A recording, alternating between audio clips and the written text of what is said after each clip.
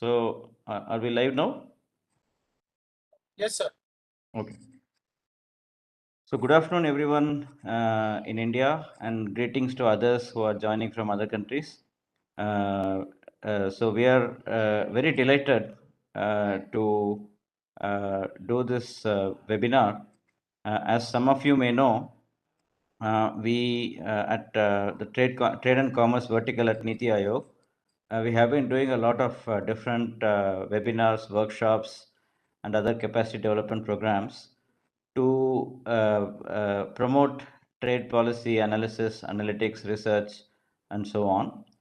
Because today the world is becoming more and more integrated and intertwined with multiple countries collaborating with each other, and we in India are not left behind. We are also engaging with many other countries for a wide range of trade policy engagements. So in the recent past, we have signed two major trade deals in the very recent past, last year, this year. One was with the United Arab Emirates, and another was with Australia. So these are comprehensive economic partnership agreements. So they go way beyond the regular free trade agreements. It's not only about goods but also services, and they're pretty deep. And so in this context, what we found was as the gap in the industry is the uh, fact that we are uh, uh, not able to reach the potential of exports, which can be facilitated by many of the free trade agreements we have had in the past. So this is something that is kind of really disturbing for policymakers like us. So because we try to come up with all these trade agreements, we do negotiate, keeping the best interests of our industry and our people at large. And many times they all these efforts go unnoticed, in the sense that people are not able to reap the benefits from them. So in this regard, we thought that we will do this outreach session where we can explain the people at large, SMEs, MSMEs, and other kind of industries who are interested in exporting, to tell them what is being envisaged, and what could be coming out of these trade deals, what is in store for them, what can they benefit directly from these trade deals. So in that context, we thought we will start with the very recent two trade deals we got, the UAE and Australia. And we are extremely fortunate to have two experts. One is Mrs. Krishna Vadir, she chartered accountant. She's based in Hyderabad, and another is Dr. Upasana Diwan. She's an associate professor at Rukmini Devi Institute of Advanced Study. So it's a pleasure to have both of you here. And first of all, thank you very much for taking your time to go through all the text. These are several hundred pages documents, both the UAE agreement and the Australia agreement, both of them being from their own expertise as chartered accountant and a researcher, and they have put in a lot of days and nights to do prepare this presentation, just for the benefit of the society, for the country. So we first of all appreciate both of you for the efforts you have put in. And I would request all the people who are listening to take full advantage of these trade agreements, and also reach out to us in the government to provide inputs for this and other agreements from your perspective as exporters. So over to you first, Mrs. Krishna Vadir. We thought we will explain this in a kind of a chronological order. So the first agreement that was signed was the agreement between India and UAE. So now Mrs. Krishna Vadir will talk about that. She will explain that in the next few minutes, followed by Dr. Upasana Diwan, who will talk about Australia. So over to both of you. Please go ahead. Mr. Krishna.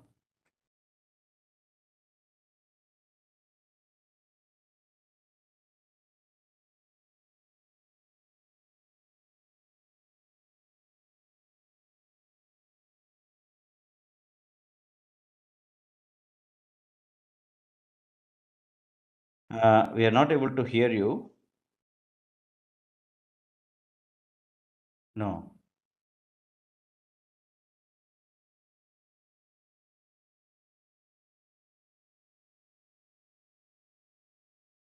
Sir, namaste everyone. Sir, am I audible? Yeah, yeah. Yeah, okay. Very good afternoon to everyone here, and thank you, Badrinaran sir, for your warm welcome and giving us the opportunity to share our views on the FTA agreements, which will definitely benefit both the countries worldwide. So today's session is on information session on comprehensive economic partnership agreement between UAE and India, also known as Sepa, CEPA agreement between India and UAE. What are the key sectors? Before we understand in detail about the agreement and what benefit it brings, the key sectors that are benefited from the goods exports under this agreement are: there is a zero duty market access offered to Indians, which covers all the labor intensive sectors. For example, gems and jewelries, textiles, and many more. There, for the first time, there has been a separate annexure in the agreement on pharmaceuticals. And there are separate chapters on digital trade and government procurement, which has been incorporated in this agreement. There are various low tariff summary also on imports on various sectors. Like there is an elimination of 97% of duties of UAE tariff lines corresponding to the 99% of imports from India. 90% duty free of our total exports to the UAE in value. And there has been a drop of 5% import duty for Indian ready-made garment, which will definitely boost the ready-made garment sector. So what is CEPA or Sepa? What does it include?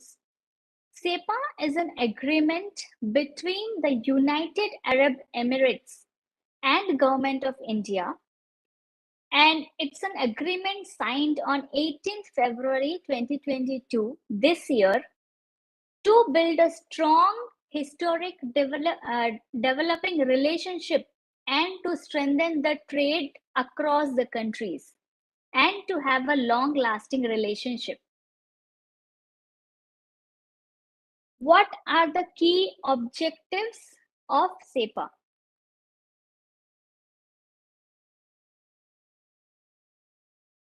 The key objectives are to strengthen and enhance the trade and economic cooperation in various fields, to liberalize and facilitate the trade between both the countries, and the most ignored area, which is like investment. The objective is also to enhance the investment facilitation and cooperation between both the countries. Moreover, this agreement also objects to improve the efficiency and competitiveness of the countries, catering to various manufacturing and service sectors, and to expand the trade between the countries. It also encourages to facilitate and enhance regional economic cooperation and integration. And last but not the least objective is to build upon the country's commitment at the WTO level. So I'm sure most of you must have heard about FTA, and this is Sepa. So what is the difference? What does Sepa includes and what does FTA includes? So here is a couple of difference or say inclusions in Sepa which are not there in FTA. So Sepa includes a more comprehensive and ambitious than FTA in terms of partnership. So which means that in this agreement, both the countries are trying to partner and to spread their partnership with a wide coverage of areas and type of commitments. So firstly, what it includes, FTA mainly focuses only on the goods exports or trades, whereas SEPA includes goods as well as the service sector, because it is more ambitious and it focuses on the holistic coverage of many areas like services, investments, IPR, government procurement, disputes, etc. Secondly, SEPA looks deeper at the regulatory aspects of trade than an FTA. And since it looks deeper into the regulatory aspects, the mutual recognition agreement has also been included.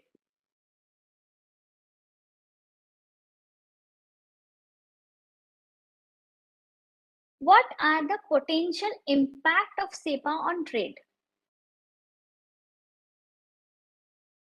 The potential impact, as per our Prime Minister, Mr. Narendra Modi ji, this agreement will increase a new era in our bilateral economic relationship, and which will help to increase the value from USD 60 billion to dollars 100 billion in 5 years span.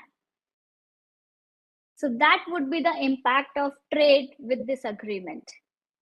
And as per our Commerce and Industry Minister, Mr. Piyush Goyal ji, SEPA would include a fresh impetus to labor-intensive sector, which includes gems and jewelries, textiles, leather, footwear, furniture, agriculture, fruit products, plastics, engineering goods, pharmaceuticals, medical devices, and sports ground.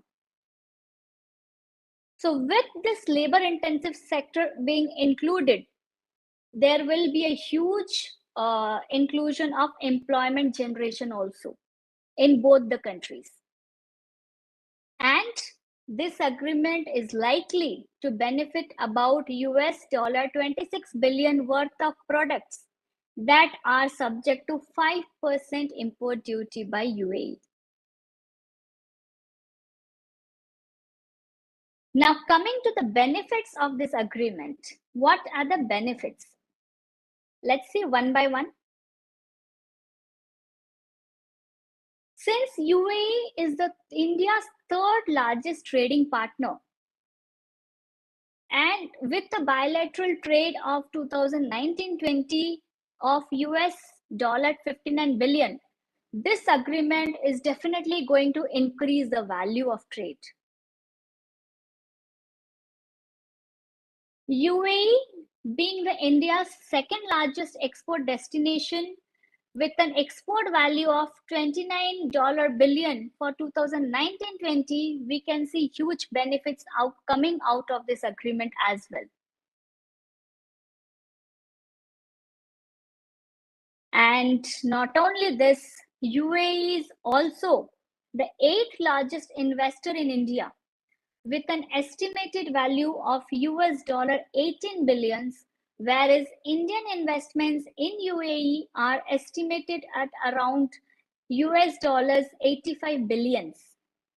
So this SEPA agreement is definitely going to cater to different sectors of goods and services, and it's going to help both the countries to expand and grow mutually.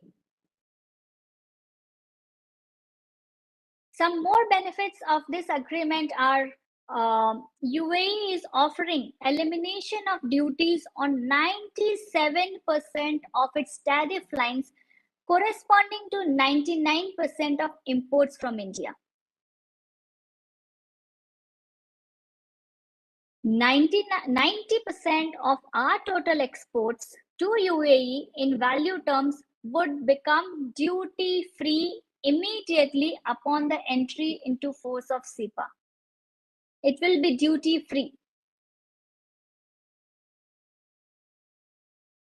And the UAE immediate zero duty market access offer to India, that means it's giving a preferential market access to India, would cover all the labor intensive sectors such as gems, jewelries, textiles, leather, footwear, goods, plastics, furnitures, agriculture, wood products, engineering products, pharmaceuticals, medical devices, and automobiles.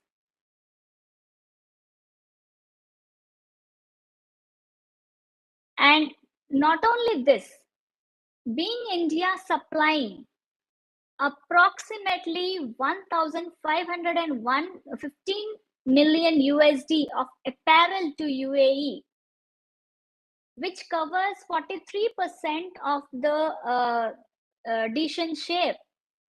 This agreement would help the import duty to reduce by 5%. Which will definitely strengthen and dominate the position of Indian apparels in UAE. So all the business and companies which are into Indian ready-made garments, this is the point for you. There will be a drop of 5% of import duty on the Indian ready-made garments. And not only this, first time in any trade agreement, there is a separate annexure on pharmaceuticals, which has been incorporated specially for the automatic registration and marketing authorization in just 90 days for the product approved by developed countries. And which are those developed countries? Are United States, United Kingdoms, European Union, and Japan.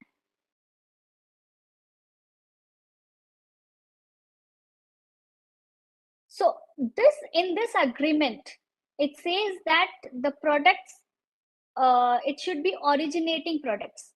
So what do we mean by originating products? Originating products means the products which are wholly obtained or produced entirely in the country.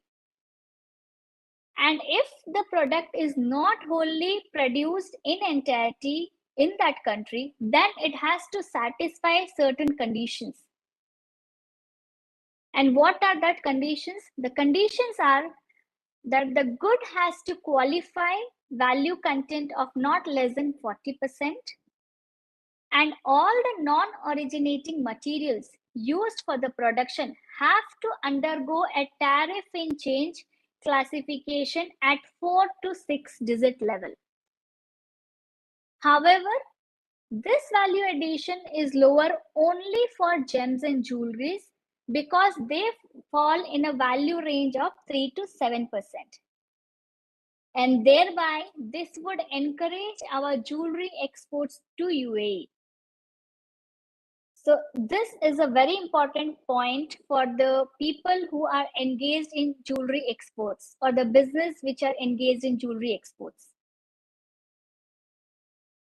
Some of the significant provisions in the India-UAE Sepa. As mentioned, that in this trade agreement, there has been a separate annexure on pharmaceutical to ensure that there is automation registration and marketing authorization within 90 days for the product approved by the developed country. Melt and pour criteria have been incorporated as product specific rule for steel products. permanent safeguard mechanism have been incorporated for the first time. And there is a separate chapter on digital trade and government procurement.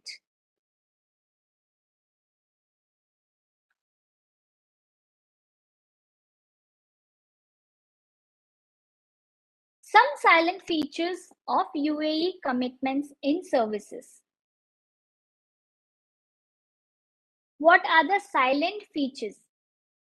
The salient features are UAE has undertaken GATS and Best FTA plus commitment in services. Commercially meaningful market access commitment undertaken by UAE in all important subsector in services. And service sectors of India's interest have been committed by UAE, which includes legal, accounting, taxation, architectural, engineering, integrated urban planning, landscaping, medical, dental, veterinary, nursing, computer-related services, audio-visual services, other business services, R&D services, education, health, environmental, financial, tourism, travel, and transport services. So all the business or all the people who are engaged into service sectors, these are the inclusions, and we can expand our horizon from India to UAE and get greater benefit out of the trades. So let's focus on expanding our network and expanding the geographical locations across these two countries, so that not just goods are exported, but we have an export of services as well. And commercially meaningful market access commitments have been undertaken by UAE for cross-border supply of services and for services delivered through commercial presence.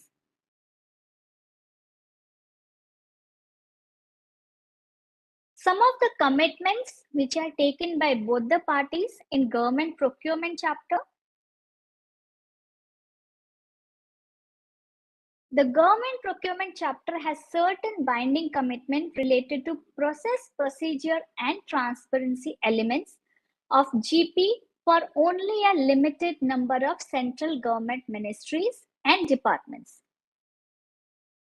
And it completely safeguards the provision of general financial rule and orders issued, including the presence for Make in India order as well as MSME preference policies.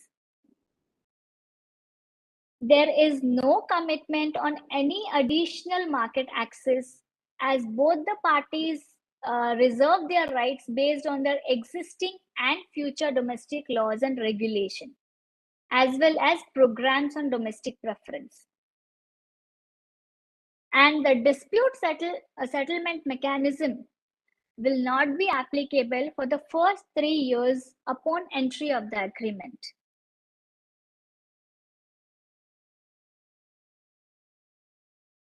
The digital trade chapter, which is included in the agreement. Let's see what does it include.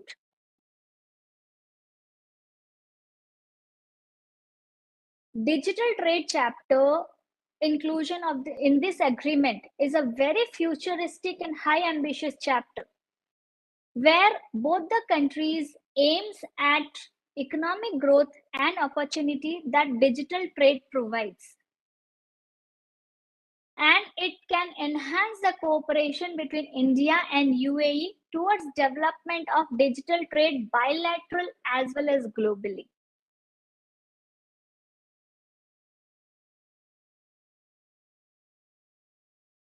This chapter deals with paperless trading, consumer protection, unsolicited commercial electronic messages, personal data protection, cross-border flow of information, and cooperation on digital products and electronic payment, according to government officials.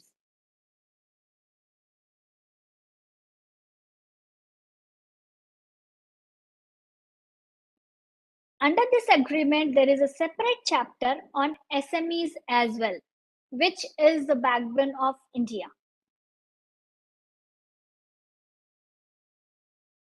This chapter aims at maintaining the dynamism and enhancing the competitiveness of their economies and reaffirming the importance of incorporating a SME perspective into economic and trade issues. Now, we are focusing on making the SMEs expand their network and grow multifolds.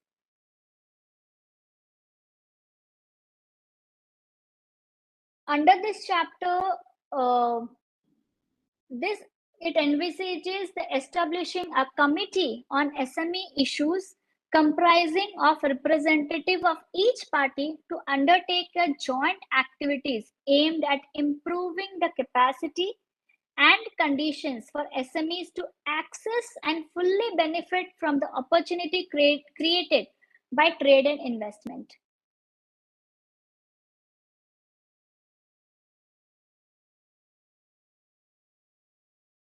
There is a separate safeguard mechanism to protect the domestic producers from surge in imports from UAE. And what is that? For the first time in any bilateral agreement signed by India, this safeguard mechanism has been made permanent in nature. And what would be the benefit of this?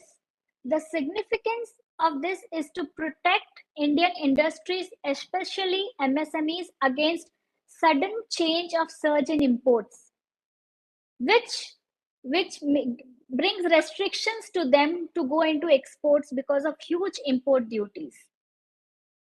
So with this bilateral safeguard mechanism, the applicable duty is restored to MFN level of duty on the date of application or immediately before the day of entry into the force of this agreement. And it has been made permanent in nature. So we really do not, so all the MSMEs do not have to really worry on the sudden change of import rates. And this is the format and this is the minimum requirement which any exporter, producer or manufacturer have to fill in. Name and address, registration number, country of origin, product-wise general information, cost-wise breakup for that particular production goods, and the country of origin, value, what is the value of the product, description of the manufacturing process, and self-declaration. There, in this agreement, there are some products which are not excluded. There is an exclusion list. And what are those products?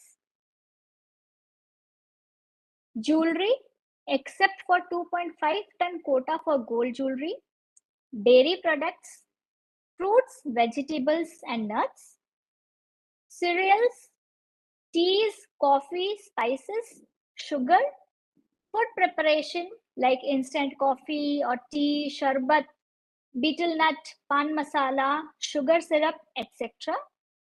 Tobacco products, petroleum waxes and coal dyes and pigments, soap and some cosmetics, natural rubber, tires and other rubber products, footwear, processed marble, toys, plastics, scrap of aluminum and copper, most automobile and automotive components, medical devices, and TVs and picture tubes. These are the list of products which are not included in this agreement. Now coming to the key sectors that benefit from the goods exports. UAE's immediate zero duty market access to all the labor intensive sector, which includes gems and jewelries, textiles, leather, footwear, sports, goods, plastics, furniture, agriculture and wood products, engineering products, pharmaceuticals, medical devices, and automobiles. So just as a recap, what are the sectors which comes under the zero duty market access offer to India? Meaning it is giving a preferential market access to Indian products, Indian sectors. These are the sectors there will be zero market access offering. And as mentioned, first time in any trade agreement, there is a separate annexure on pharmaceutical, so that there is an automatic registration and marketing authorization within 90 days of for the product approved by the developed country's regulator. Moreover, there is a separate chapter on digital trade and government procurement. The world is going very fast on the digital platform, and that's why the importance of digital trade chapter has been included in this agreement, so that we can expand our horizon, we can expand our network, we can expand globally.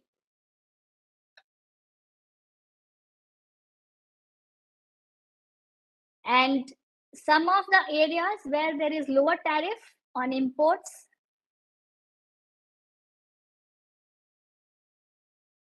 like mentioned earlier, overall UAE is offering elimination of duties on 97% of its tariff line, corresponding to 99% of imports from India.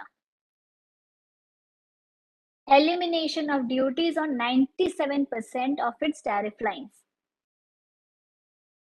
And 90% of Indian total exports to UAE in terms of value would become duty free.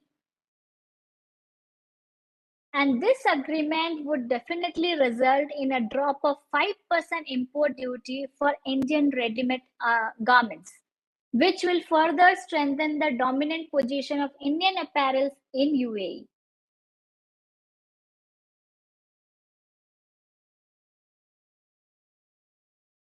Now, coming to the strategies which the business and companies can apply or make sure to get the best out of this CEPA agreement, are organizing some exhibitions or trade fairs in UAE to showcase the first time added labor intensive sectors like footwears, carpets, umbrella, textiles, toys, game products, pharmaceuticals, automobiles, chemicals, jackfruit, grapes, jaggery, turmeric, and honey would add value to the exports and generate employment in both the countries. So we can work on organizing some exhibitions and trade fair in both the countries. Organizing some cross-border services by the help of webinars or networking meet in both countries would add value of export of services. With the digital era getting a boom, companies should try to get more technologically upgraded so as to cater to the export services for UAE. Giving a boom and expansion scope to India Mart will support Indian MSMEs to showcase their products in UAE for exports. And the most important strategy to get the maximum benefit out of this agreement would be to focus on scaling up to the demand and adhering to the need of the export to UAE, maintaining the quality as well. That will definitely help both the countries to expand their horizon and scale up their networks. And I would like to end my slides with a beautiful quote by our Prime Minister Narendra Modi ji, who says, with changing time, we have to change our processes and systems. It is important to integrate the strength of society within our systems. Thank you so much. Hope the session added value to you. And over to you, Pasnaji. Thank you very much, Krishnaji. So it was a great informative session, and you highlighted the unique inclusions and achievements in this agreement, and now it's over to the industry to take up take advantage of the things here. So you nicely put in all the strategies they can take also. So thanks again. So now, Thank you so much, sir. so now Dr. Upasana Diwan, please you can start sharing your presentation and talk about the India-Australia agreement. Sure. Thank you, sir. And thank you, Madam Krishna, for this wonderful trade agreement, the points that you've highlighted between India and UAE. So similarly, we have a wonderful ECTA that has been signed between India and Australia. But ladies and gentlemen, before we begin, let me set up the background behind signing of this agreement. So the partnership between Australia and India is no longer one-dimensional or single-layered. What we are witnessing today is a growth story that is driven by consistency, commitment, and action. And moreover, both these countries are like-minded in values. They are pluralistic. They are good, matured parliamentary democracies. They have good Commonwealth traditions. And of course, they focus on expanding economic engagement, and they also have long-standing people-to-people connect. And not to forget that India and Australia are also partners in QSD, that is Quadrilateral Security Dialogue, which is obviously maintained by talks between member countries. Having given this background, so this has motivated the interest for trade further, and which is why on April 2nd, 2022, India and Australia signed the ECTA, that is Economic Cooperation and Trade Agreement. Now, ladies and gentlemen, dear students, and all of us who are listening to us from India and overseas, what is the objective of the trade agreement per se? So the objective of India-Australia ECTA trade agreement is largely to increase exports from $10.5 billion in 2021, and we are aiming to $35 billion by 2035. Now, how is the industry itself, all by itself, supposed to do that? So this can be achieved and attained only by active participation and collaboration, not just between the industry, between the policymakers, but also between academia, students, and family members. So it could be possible that my father has a huge business, has an upcoming business, but my father does not know about it. So if students and citizens of India get to know about the nuances of these trade policies, we could suggest this to our family members who could further be benefited by these trade policies. So on the basis of this discussion, ladies and gentlemen, I start sharing my screen with you for my presentation. So please give me a moment. Yes, my screen is up. I hope it's visible to all of you. Great. Right. So just you can just switch to full screen mode. Yes. I've done that. Yes. So on behalf of Rukmini Devi Institute of Advanced Studies, the institute which I represent, I'm here to talk about takeaways from free trade agreement between India and Australia, ladies and gentlemen. Just one second. Yes. So when we start and talk about the India-Australia regional trade in perspective, now this is the World Trade Network that you will see here, map between 2020. So if you can see, ladies and gentlemen, the map between India and Australia in terms of trade, you can see the line here, it's actually very feeble, something that's very thin.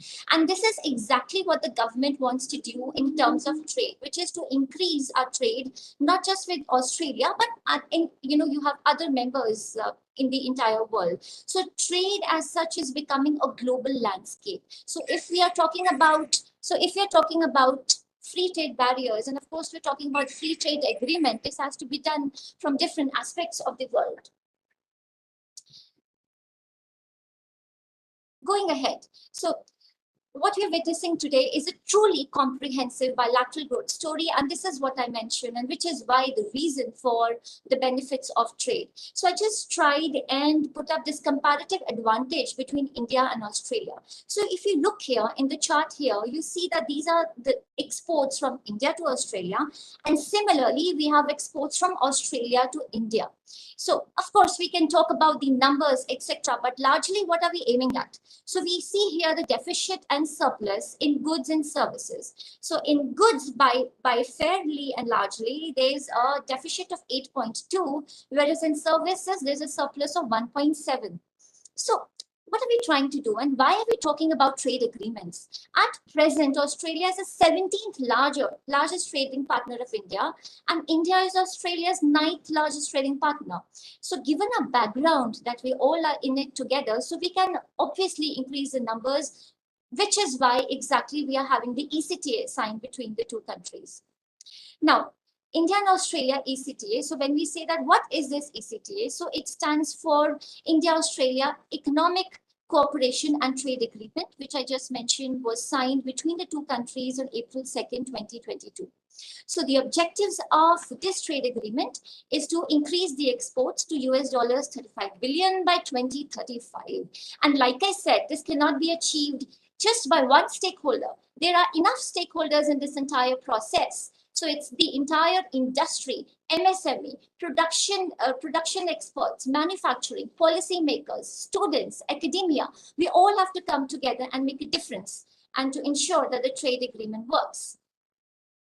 So if I start about the objectives of trade agreement, like I mentioned also, it largely focuses on commercial relationships in areas like, so when you read the chapters of the ECTA, it talks about trading in goods. It talks about rules of origin, trading in services, technical barriers. Then you have SPS, sanitary and photosanitary measures, which have to be taken. Talks about dispute settlement. There are chapters on natural persons, telecom, customs procedures, etc. So the list is endless. This time in the ECTA, 8 subject-specific side letters have also been introduced. So if you go on the website of Ministry of Commerce and Industry, you see that there's an entire ECTA dialogue there, along with specific subject letters which have been introduced for better understanding. But then, of course, not everyone of us here can go through this entire ECTA. So which is why we are here today to just, to break it down what it means exactly. So the ECTA unlocks huge opportunities for MSMEs, specifically in what areas? In the areas of exports, which can be from automobiles, textiles, footwear, leather products, gems and jewelry, toys, plastic products, furniture, food, engineering products, and medical devices. Now I start decoding what's written on the ECTA. So it says, now these are specific sector discussions. Now impact on trade in goods. So it says that Australia is offering zero duty access to 100% tariff lines from India, and which is, just give me a second. Yes. And zero duty on 96.4 value of Indian exports will be offered immediately once the ECTA comes into practice. Now, once the ECTA is signed, for the full-fledged trade agreement, it takes around 75 days or more than that, depending upon the negotiations. So this means that when we talk about zero duty access to 100% tariff lines, now what does it mean? It means that Indian exports will have immediate market access at zero duty from the day the agreement comes into force. Imagine MSME sector having zero duty access from the day the agreement comes into force. That's completely phenomenal. At present, most of these items attract 4 to 5% import duty in Australia, and which is why, even when you're talking about the UAE trade agreement, textiles, apparels, and a few agricultural and other products as mentioned on the slides here get expensive.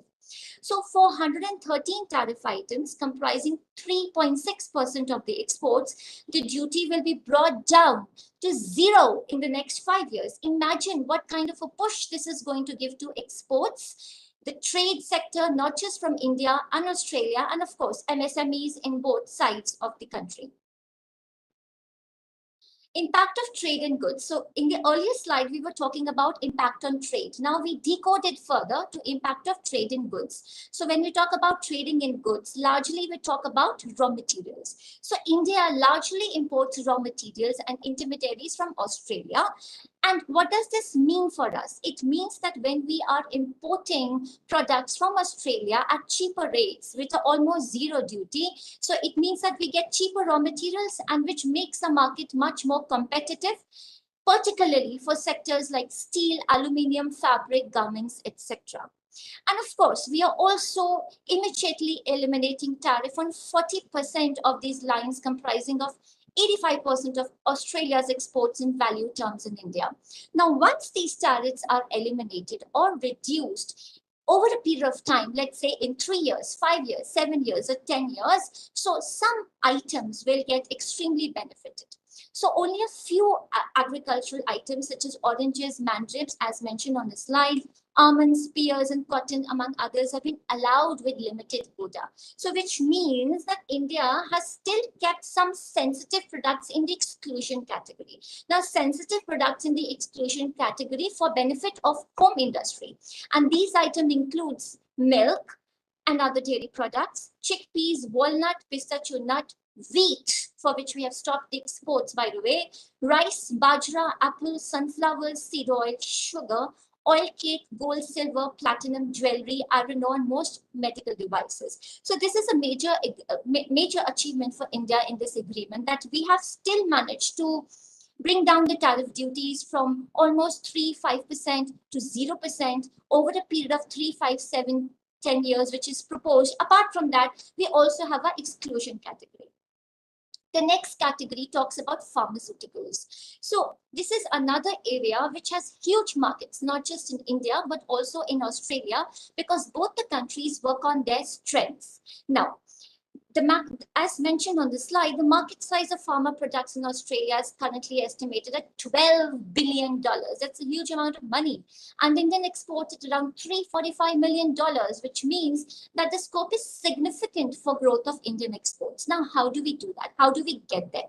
So what happens is that any organizations or any pharmaceutical manufacturers or medicines which have certifications from EU, Canada, and FDA approvals will be able to take the benefit of all these new provisions which have come up in the pharmaceutical sector.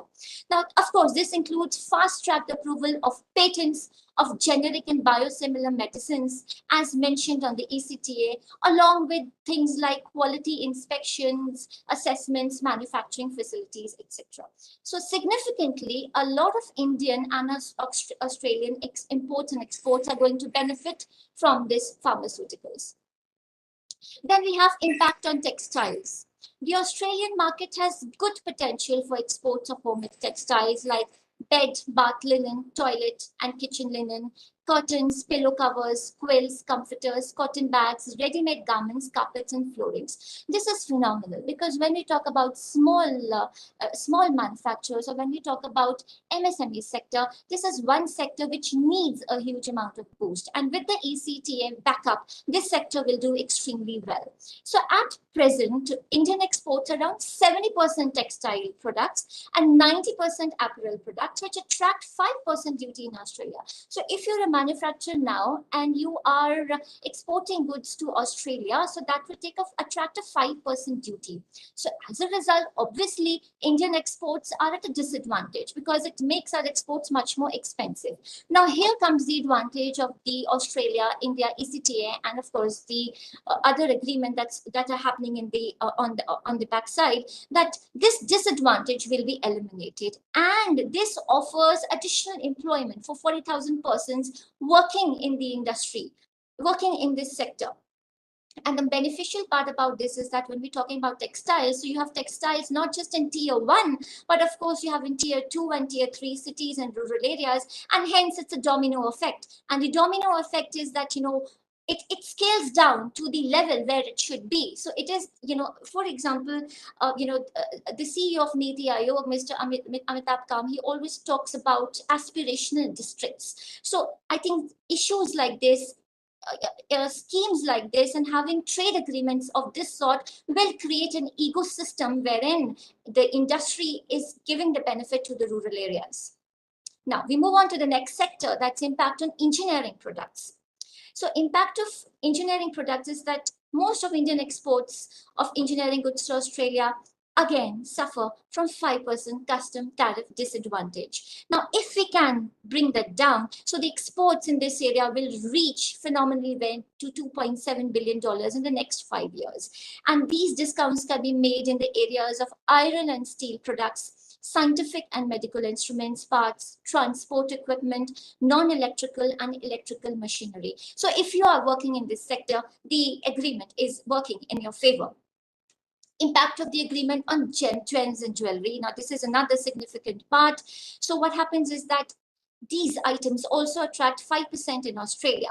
With elimination of this duty, the exports suddenly go up. We suddenly have a surplus or whatever, what our background was. So India's gems and jewelry export to Australia was $275 million in 2021, and it is likely to reach 347 in 21-22, which is a growth rate of 26%, which is phenomenal as compared to what we had in the previous past. And hence, ladies and gentlemen, we can see that this agreement certainly has benefits for the MSME sector.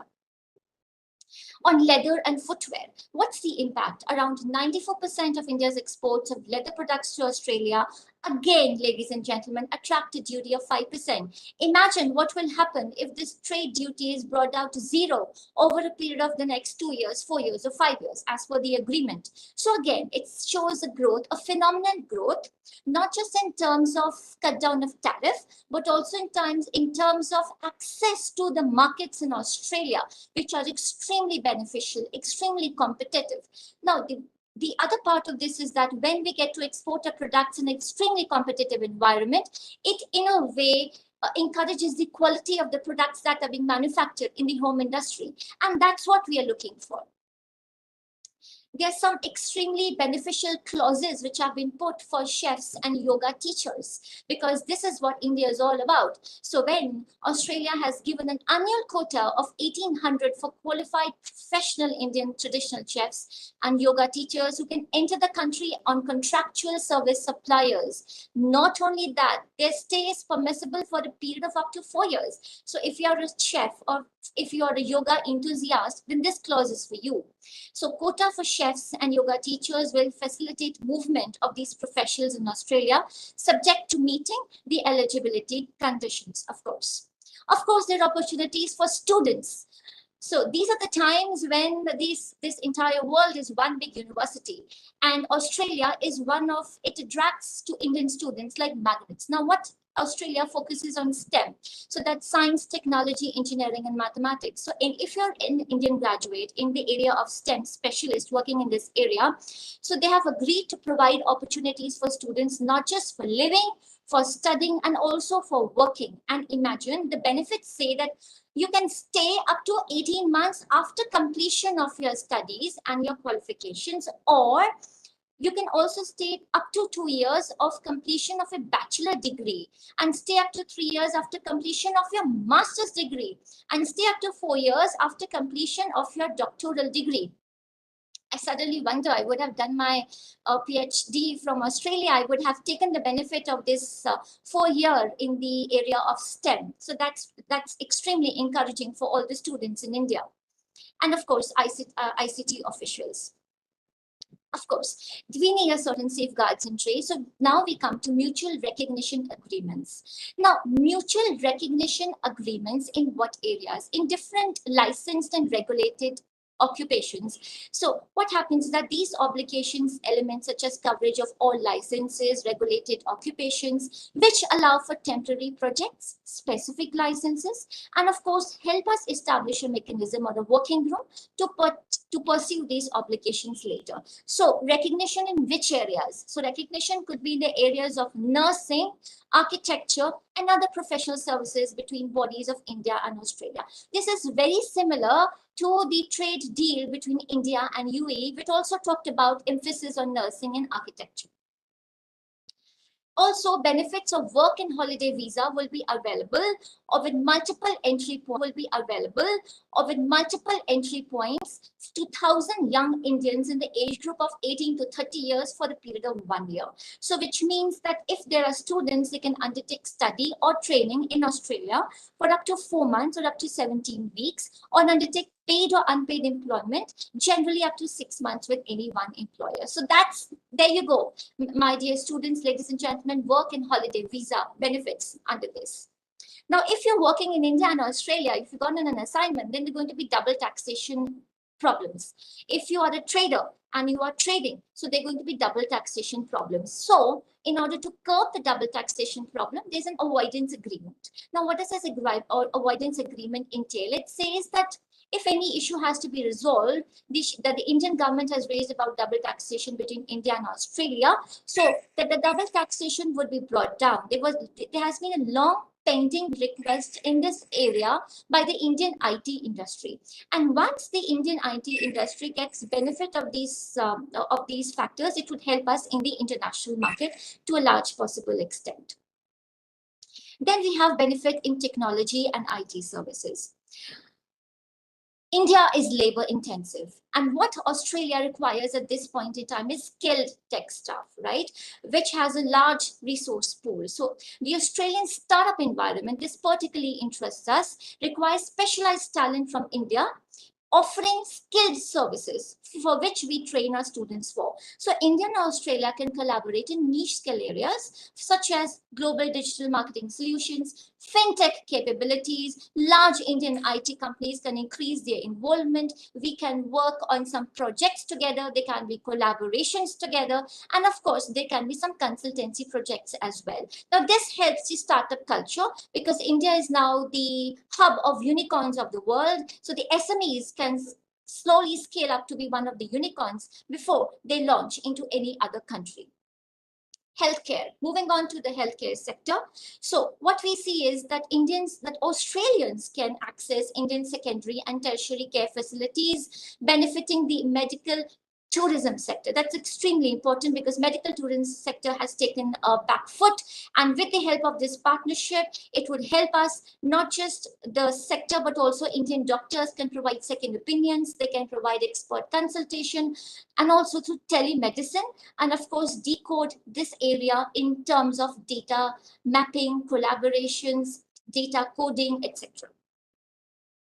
I move on to the advantages of India-Australia ECTA in some other areas which have been mentioned in the ECTA. So it provides preferential access to all labor-intensive sectors. This is my extremely important takeaway.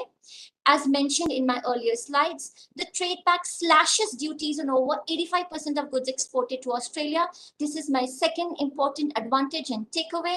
Puts Indian exporters at par with Chinese counterparts. We're so glad about it. So that's another takeaway. It slashes import duty in a host of raw material used by Indian exporters. So Australian coal constitutes over 70% of total imports of India, and which attracts 2.5% duty. So if we can bring down this duty, it helps us significantly to help and boost the numbers further.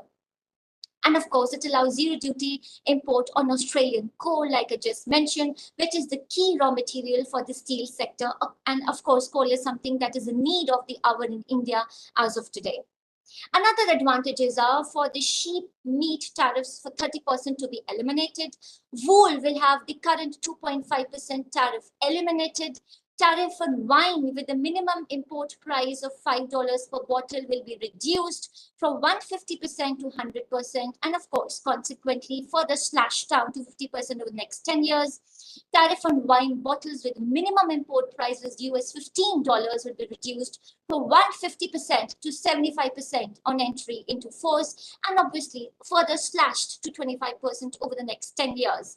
Tariff on 30% on avocados, onions, kidney and aduzuki beans, cherries, shelled pistachios, macadamias, cashews, blueberries, raspberries, blackberries, currants will also be eliminated over the next 7 years. So if you are a trader in these areas, you're suddenly in for bounty.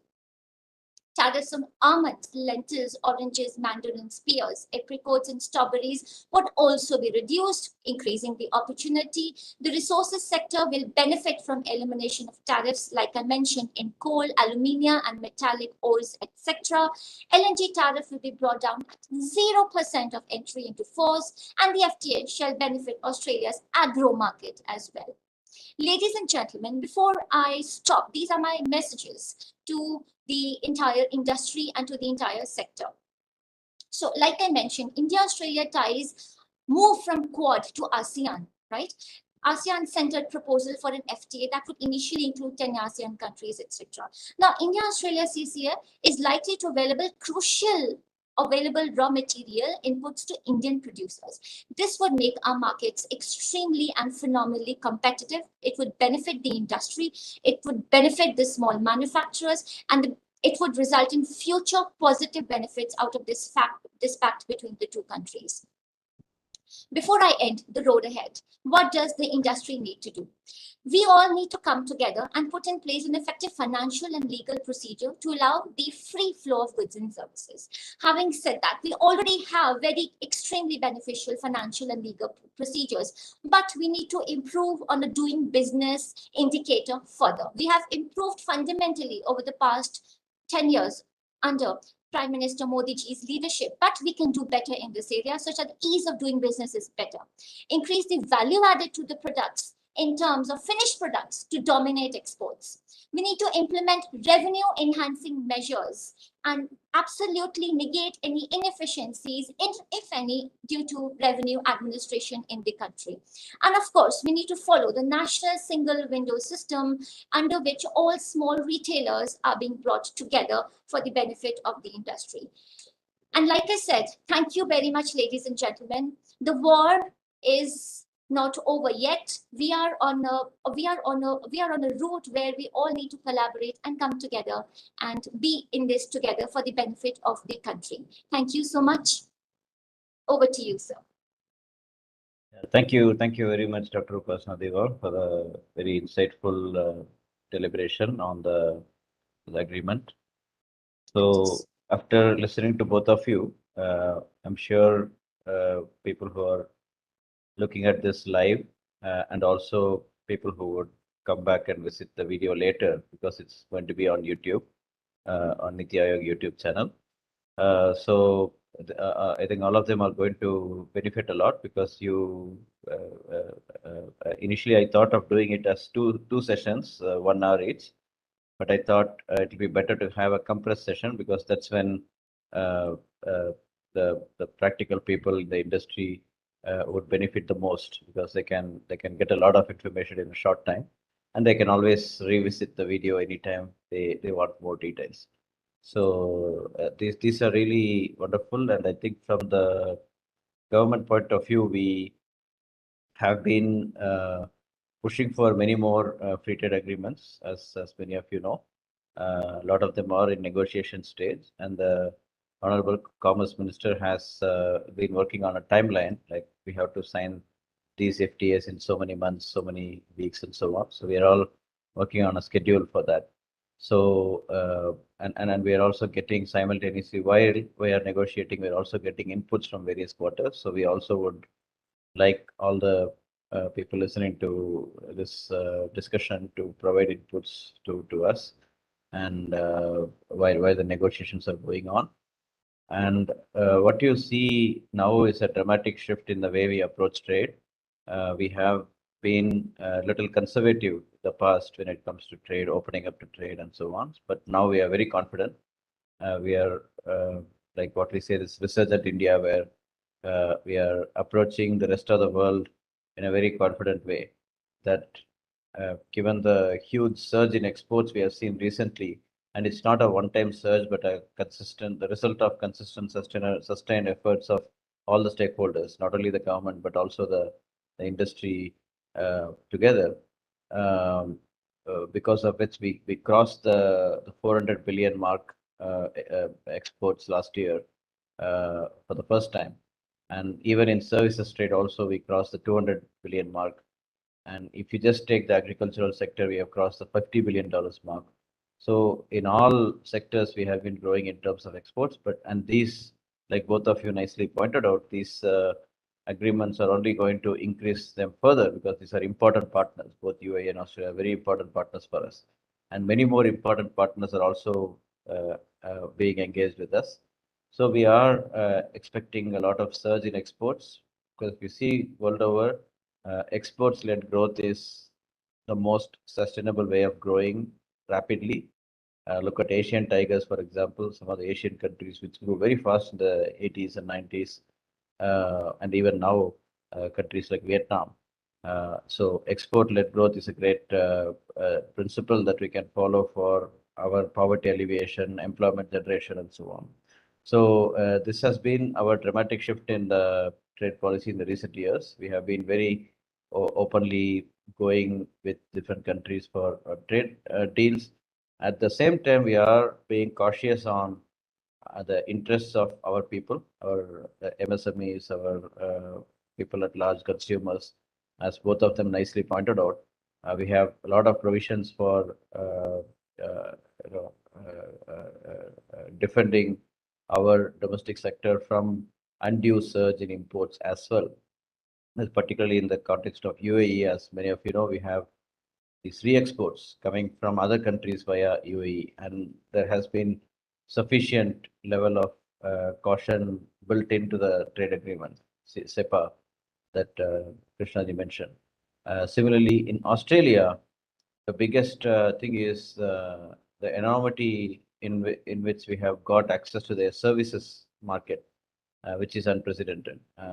So I am sure people are both the people who are watching this and also others who have been looking at the news on these agreements. They would make the best out of it and benefit from these trade agreements. So I once again thank Dr. Upasana Diwan as CA Krishna Vader for your wonderful presentations, and I look forward to engaging you for more such public service initiatives. And I also thank all the people who are watching, listening, for your patient participation, and wish you all the best for everyone. So thank you once again. Namaste. Thank you, sir. Thank you. Have a great day.